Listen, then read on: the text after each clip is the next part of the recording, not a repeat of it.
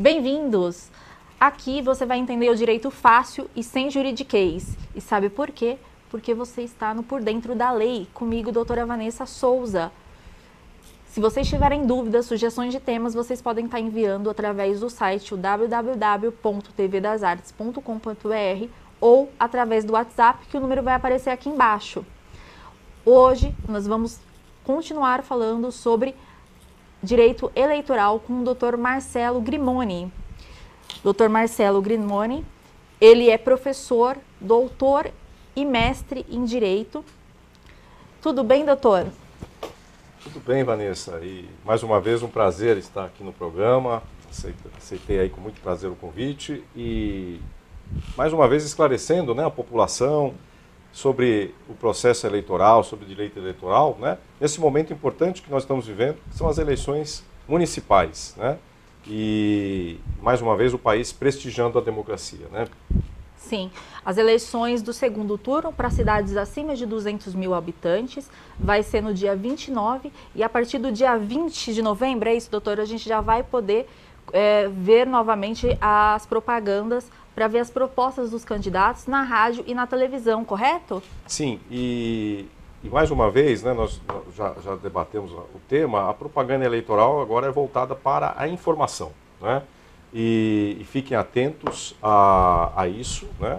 A Justiça Eleitoral também está atenta, porque, na verdade, a propaganda ela deve ser transformada em informação do candidato, no caso, no segundo turno, para prefeito, né? Se não atingirem aí a maioria absoluta, né? E fiquem atentos às propostas, né? A propaganda não é um simples marketing, a propaganda tem um sentido na Justiça Eleitoral de informação. O candidato ele precisa informar, ele precisa debater ideias, né? Essa é o aperfeiçoamento da nossa Justiça Eleitoral, esse foi o sentido da nossa reforma eleitoral. Doutor, esclarece aqui pra gente uma coisa que ficou do outro programa, que é a questão de denunciar quem infringe as regras, né? Quem faz o que não é permitido. A gente já falou sobre que não é permitido as fake news, entrega de brindes, que tem que ser discreta, né? A propaganda, né? A gente até mudou, né? Para não falar tanto em propaganda, mas falar em propostas políticas, né? E aonde a gente pode fazer essa denúncia? Qualquer um pode fazer essa denúncia? Como é que funciona isso? O juiz eleitoral, ele tem o chamado poder de polícia, né? Ele pode, e a Justiça Eleitoral tem canais para receber essas denúncias, as pessoas podem enviar essas denúncias, devem enviar essas denúncias. Através do site TSE?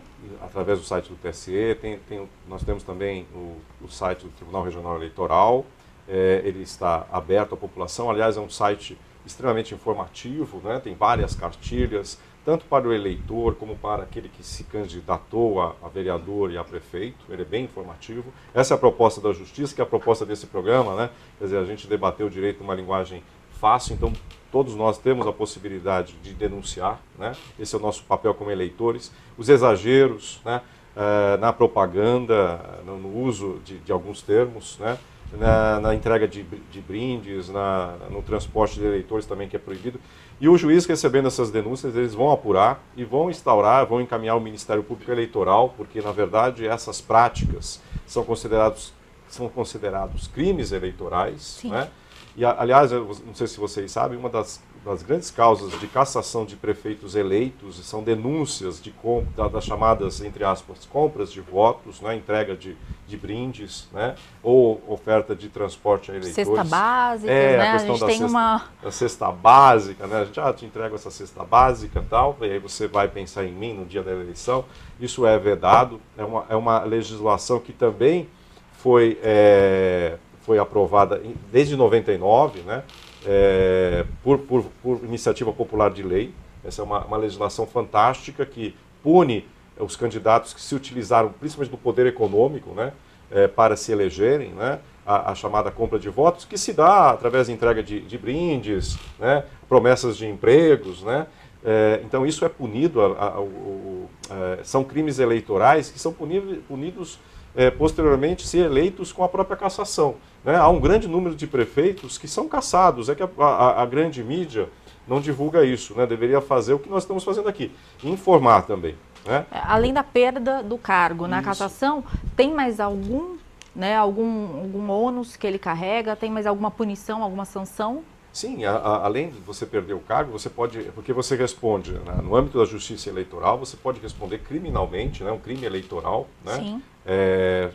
punível, inclusive com uma prisão, dependendo da situação, e civilmente, né, as chamadas ações de improbidade, já ouviram falar, né, a gente sempre fala disso. Sim. Que o candidato que se beneficiou daquela eleição, se beneficiou depois de eleito, ele vai ser obrigado a devolver o dinheiro para o erário público, né, para o erário público, para o orçamento público, né, a gente usando uma linguagem.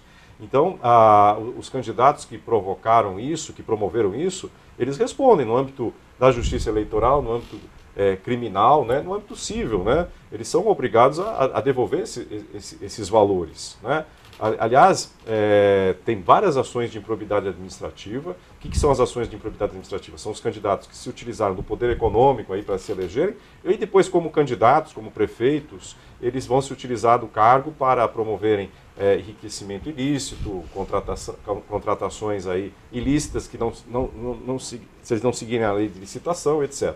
Então, o Ministério Público é bem atuante, né, principalmente em relação a prefeitos, né, e nós temos que, como cidadãos, além de participar da eleição, né, de domingo, nós temos que fiscalizar, denunciar, né, acompanhar o candidato, né. A gente tem essa responsabilidade. A gente falou no outro programa, o prefeito é um síndico, né? Quem mora em apartamento sabe disso, né? E como síndico, ele precisa ser fiscalizado pelos moradores. E não é ofensa você questionar um síndico, como também não é ofensa você questionar um prefeito, né? Sim. A ideia é exatamente essa. Esse é o papel da democracia.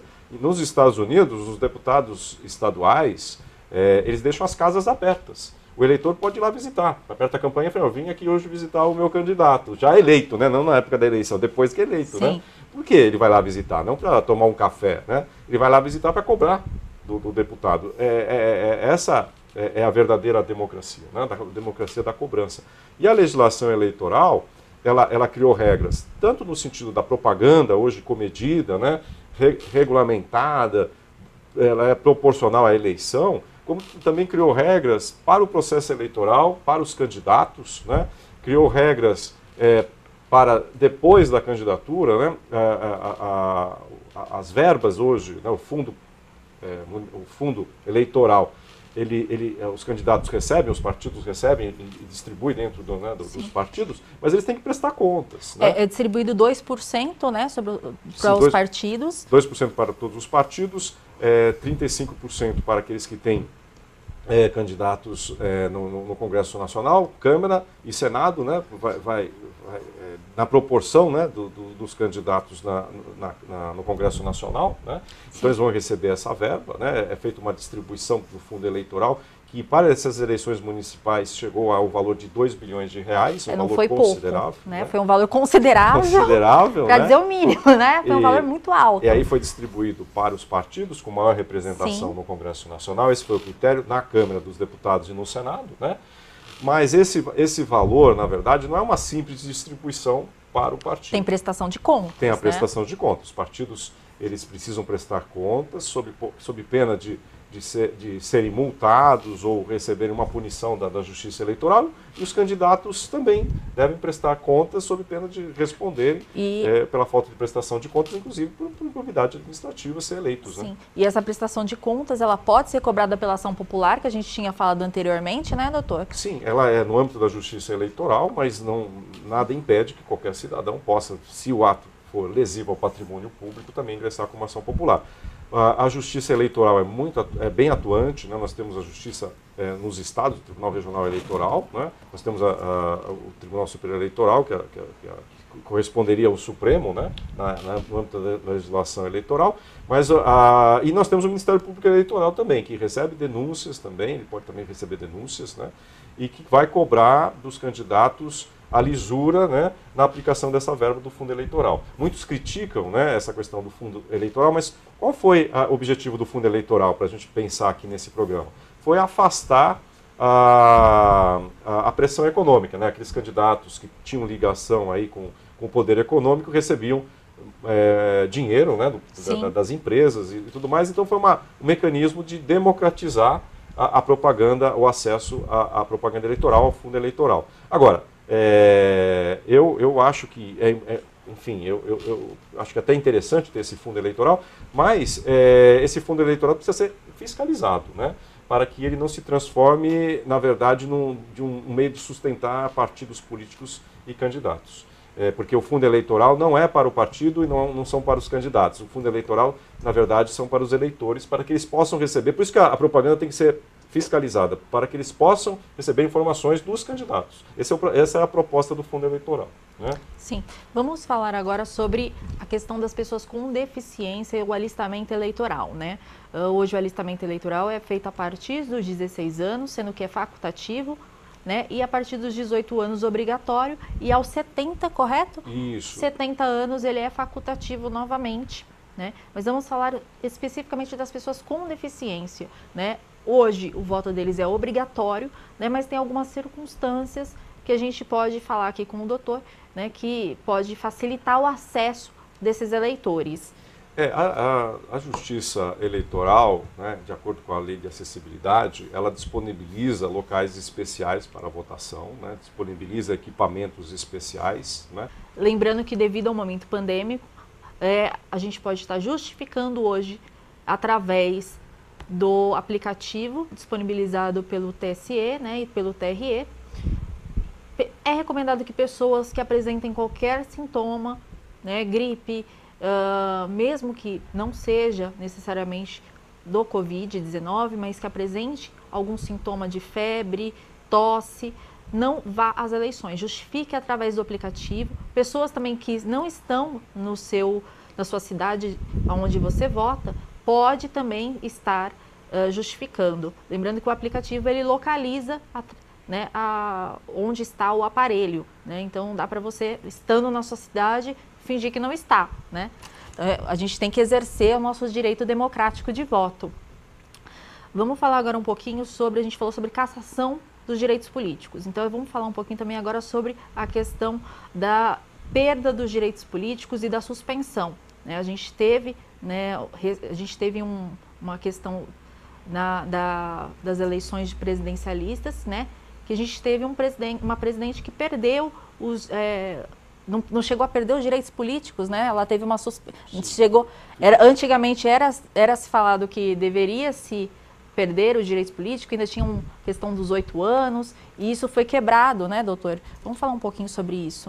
Determinadas condenações que envolvem, por exemplo, crimes, né, de improbidade administrativa, além de responder na esfera criminal, né, uma pena, você também responderá na esfera eleitoral, né, tendo aí a suspensão dos direitos políticos, e essa suspensão poderá ser de até 8 anos. Quem são, na verdade, acometidos dessa pena, né? Aqueles que, na sua gestão, não tiverem, por exemplo, as suas contas aprovadas, como foi o caso, né, que você citou da presidente da República. À época, as contas não foram aprovadas, né? Como que funciona isso, né? Todo o presidente, os governadores e os prefeitos, eles têm um orçamento a cumprir, né? E esse orçamento ele é votado pelo Poder Legislativo. E esse orçamento precisa ser cumprido conforme a lei, né? Se você deixa de cumprir, né, você poderá responder pelos crimes de responsabilidade, por exemplo. E aí fica com a possibilidade de ter aí os seus direitos políticos suspensos, o que impede, né, a candidatura. Esse foi o grande debate, e aí na decisão ela não acabou sendo acometida dessa sanção naquele momento. Porque na teoria, no texto da lei, uma coisa está ligada à outra. Sim. Porém, ali a gente teve uma ruptura, né? A gente teve um rompimento e não se atrelou à questão dos 8 anos, né, da suspensão, né, neste caso específico. Não foi direto, não foi automático, né? Sim. Então, eles teriam que ter avaliado as provas e não ficou bem comprovada a questão da suspensão e sim a perda do cargo, né?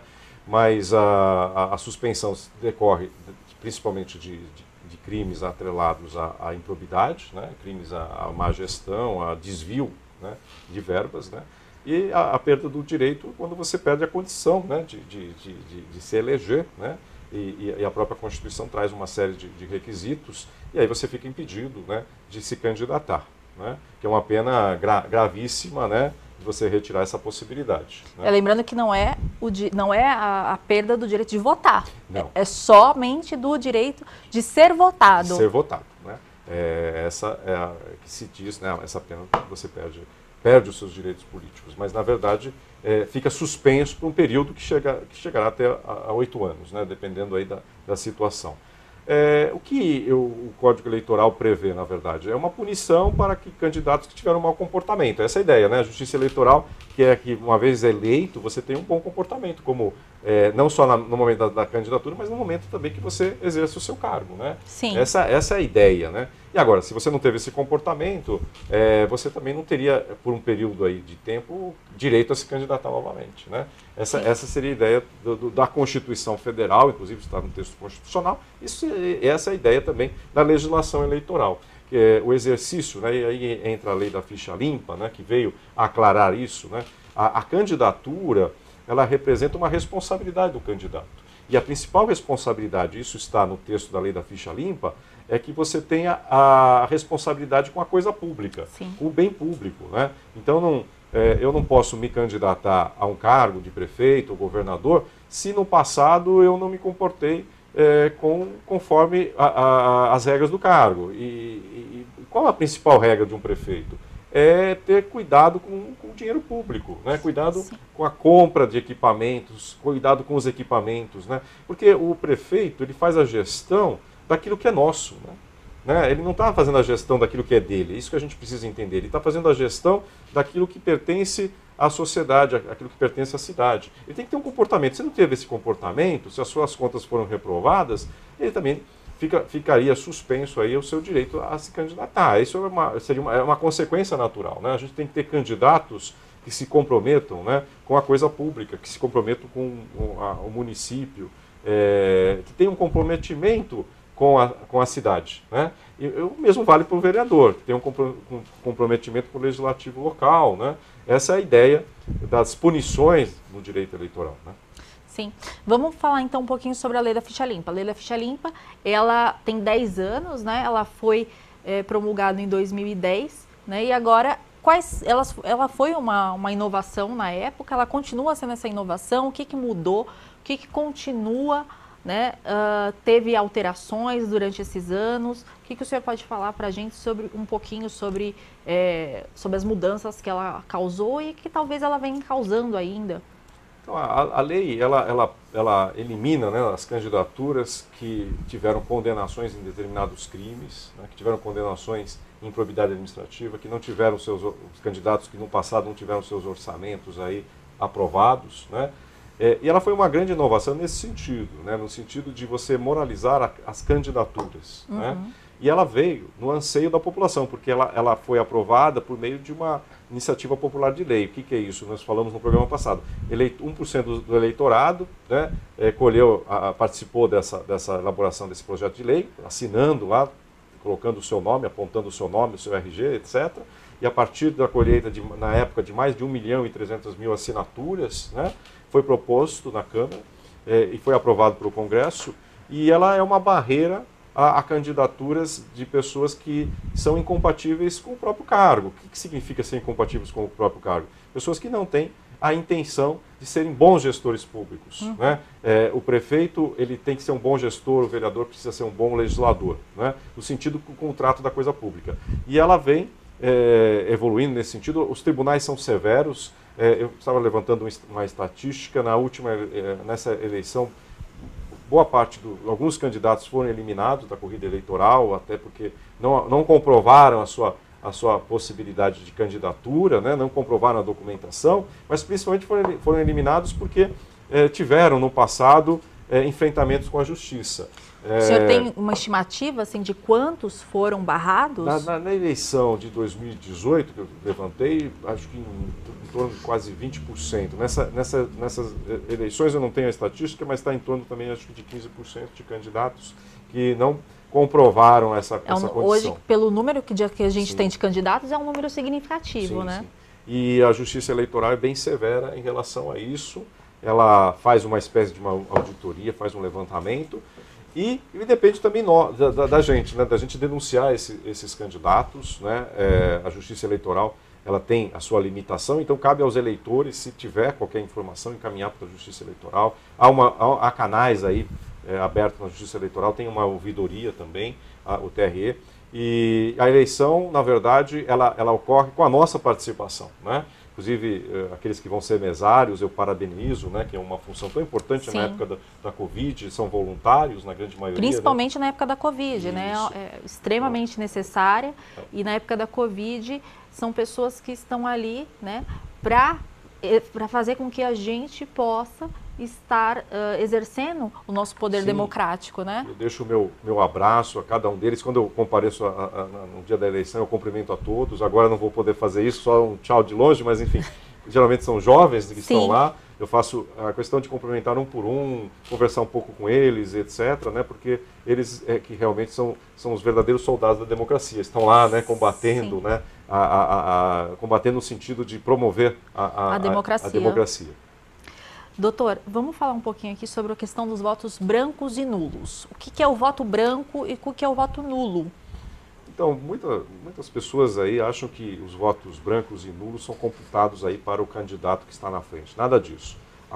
O artigo, salvo engano, o artigo 77 da Constituição deixa claro que são computados apenas os votos válidos, né, para a presidência da República. Isso vale para os prefeitos e para os governadores, fazendo uma analogia que a Constituição ela é uma legislação do âmbito federal, mas a Constituição estadual também repete isso, e a lei orgânica do município também vai falar sobre isso. Na verdade, os votos nulos e brancos não são computados, né, no número absoluto a ser contado, né? Quer dizer, eles não entram na contagem, em outras palavras. Vamos fazer um bate-bola aqui, um verdadeiro ou falso. Vamos? Sim.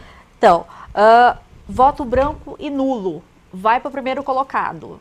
Falso. Isso é fake news. Que se vocês receberem essas informações, coloquem na lixeira, que estarão promovendo aí um grande exercício de cidadania. Essa história vem percorrendo aí, já faz tempo? Faz isso, tempo, né? Faz tempo. Mas tem muita gente que ainda tem dúvida sobre isso. É importante a gente esclarecer. O meu conselho é que vote, né? Não quero votar?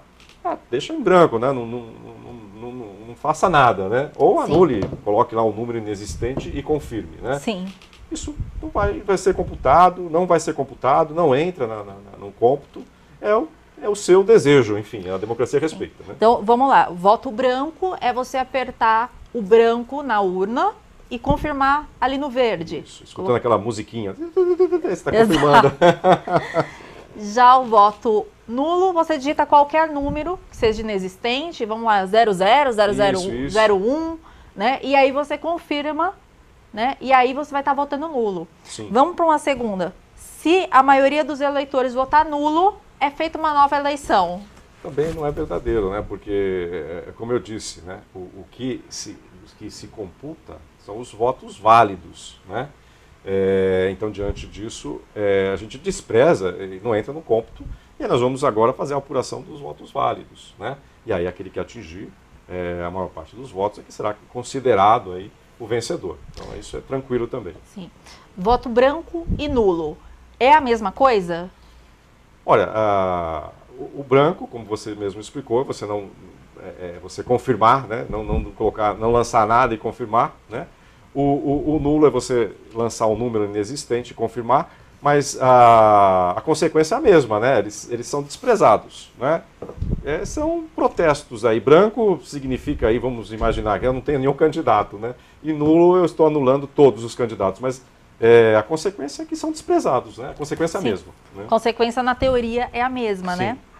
E agora a última pergunta do nosso verdadeiro ou falso: votar apenas em um cargo e no segundo cargo você anular ou deixar o voto em branco, você anula todos os votos por completo. Não, aí só vai ser considerado do primeiro cargo. Né? Ou do segundo, quem você votar. É quem você votar. É considerado, eu quero votar só para prefeito. O que vai acontecer? Não façam isso, votem para vereador também. Mas aí o seu voto é computado e para prefeito é anulado. Né?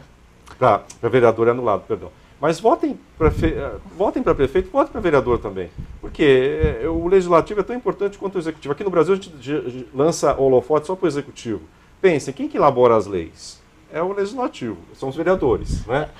Executivo é o presidente, né? Só para deixar claro, o presidente, governador do estado e o prefeito. Eles executam as leis. Agora, quem elabora as leis? São os senadores, deputados e vereadores, né? Então, o que é... A gente aqui se engana em relação à democracia. Qual é o principal cargo? É o do legislativo, não é isso? Sim. Não é do executivo, porque o executivo executa as leis. Ele executa. E o legislativo elabora. Então, domingo, pense num bom candidato para vereador. Acho que isso é importante, né? A gente deixar esse recado. O vereador é muito importante porque é ele que vai fazer as leis, né? Para que depois a gente possa seguir essas leis, né? E se você votar em um vereador que não seja tão... um vereador, que eu poderia dizer, comprometido, não seja tão comprometido, né? Com o direito, né? Com o direito e com a população. Quem cria o direito são as leis. E quem cria as leis são os vereadores, não é verdade? A gente está falando do direito aqui. Sim. E sem um bom legislativo, nós não teremos bons advogados, né? Sim.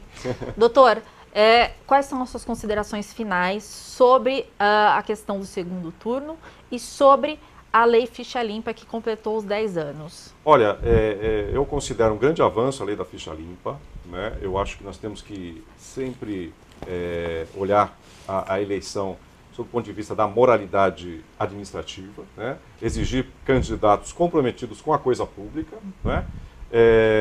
E esse comprometimento depende da gente também, de fiscalizar esses candidatos, participar das eleições, né? Isso faz parte da construção do nosso país. Em relação ao segundo turno, acho que isso valoriza a democracia, né? A gente tem uma outra oportunidade de escolher os dois candidatos mais votados. Eu sou favorável ao segundo turno, muita gente acha que é um exagero, mas a gente vai confirmar essa democracia, né, no segundo turno. Nós temos essa obrigação de participar, né? Então, compareçam com todo o cuidado necessário no primeiro turno, se tiver segundo turno também, e comemorem a data, porque a democracia, mesmo que tendo as suas falhas, é para ser comemorada, né? Eu acho que as eleições, elas significam uma comemoração da cidadania, e o pleito de domingo vai representar uma grande festa, né? Esse é o meu recado, e mais uma vez agradecer o convite de estar nesse grande programa, ao lado dessa grande apresentadora, também advogada, colega também, professora, doutora Vanessa, e nesse programa também. E como eu disse, me coloco sempre à disposição de vocês, à sua disposição. Deixa aqui novamente as suas redes sociais, para as pessoas que tiverem dúvida entrarem em contato. Eu tenho o Face, vocês vão achar Marcelo Grimoni, e vão me achar também no Instagram, Marcelo Grimoni também. E podem mandar perguntas que eu volto aqui para responder. Obrigado, gente. Eu agradeço todos vocês por terem ficado conosco até agora. E não deixem de mandar suas dúvidas através do site ou através do WhatsApp, que vai aparecer aqui embaixo. Gente, votem. Não é o candidato que é um ladrão. Somos nós que colocamos o ladrão como político. Então, votem. Nós ficamos por aqui. Eu agradeço a Integralize, nosso parceiro. Muito obrigada. Até mais.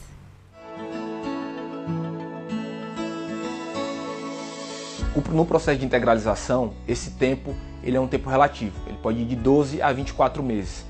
A nossa plataforma propõe algumas atividades onde, se o aluno cumprir todas essas atividades, em 12 meses ele consegue concluir o processo e entregar pronto para que a gente possa levar até as universidades e, dentro do prazo contratual de 45 a 60 dias, o aluno receber o diploma em casa.